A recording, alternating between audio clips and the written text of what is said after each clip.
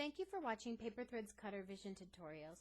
In this tutorial, we're actually doing a product comparison between 5 different opaque white paint markers that are currently on the market.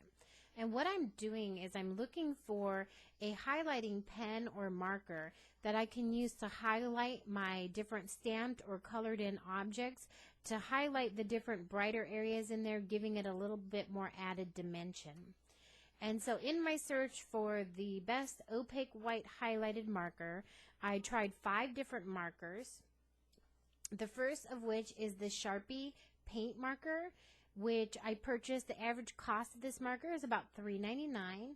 And on all of these markers, you have to make sure that they're capped in very well first, and then shake them until they're completely shaken up, just like a spray paint can, until the ink is mixed up really good in there. Then you uncap it. You get the flow going on the ink by pressing down and moving your pen around. And on this first marker here, which is the Sharpie, here is a sample of what I did on my paper with the Sharpie marker. And what you will see is that, yes, it did lay down some white on the marker, but this is Colormates paper, and on this particular black Colormates paper, whenever I used the pen on it, it came out nice and white, but it soaked right into the paper, leaving more of a grayish sheen. In order to get a lighter color on it, you would have to do several different layers until finally it lays down a whiter color. Obviously, when you're doing highlighting and stuff like that, that makes it a little bit hard to get a nice crisp highlight. The next one I tried was the Deco color marker, and this one averages about $3.99 a pen, and it's made by Marby Cheetah. And it has a nib tip, a broad nib tip, just like the Sharpie marker, so the tips are about the same. And you can see here when I applied the color and I laid my color down, that it also lays down a nice bright white, but by the time it soaks into the paper, it's not so bright, and it takes me several layers to get the look I want to achieve.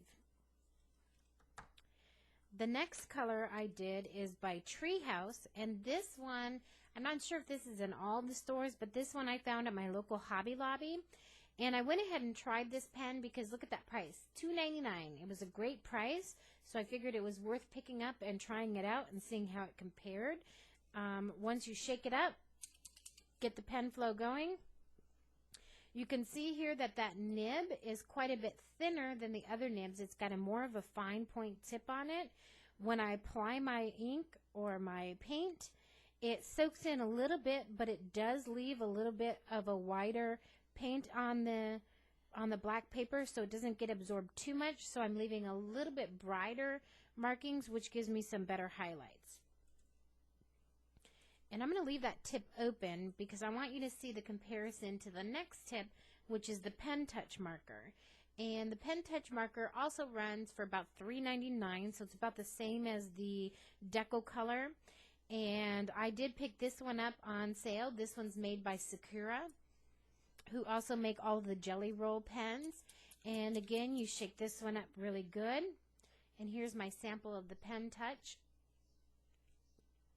When I remove my cap, you can see here that the nib on this marker is quite a bit smaller and thinner than the previous nibs on the previous markers.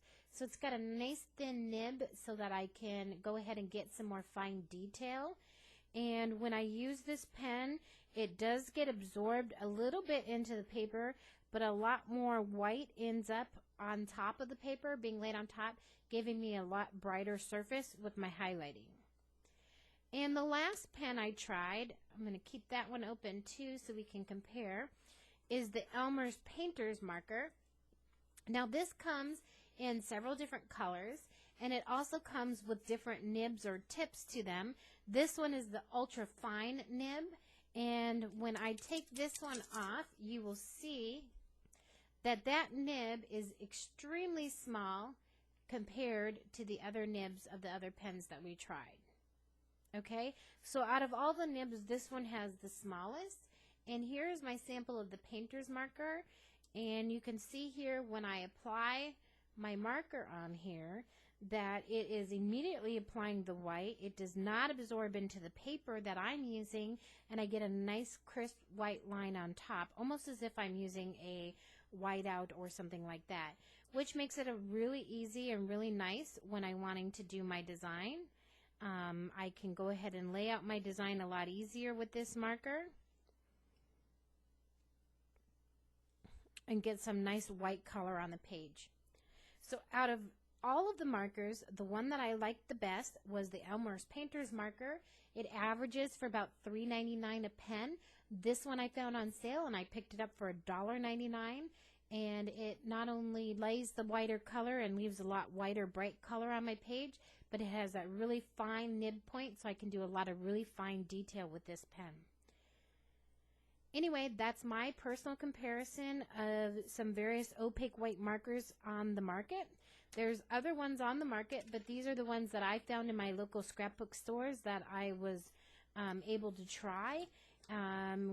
If you have some others that you want to try out and give me an email, I would sure love to see them and see what your results were. Thank you for watching Paper Threads Cutter Vision Tutorials. You can find more tutorials on using your cutters at paperthreads.com. Thank you.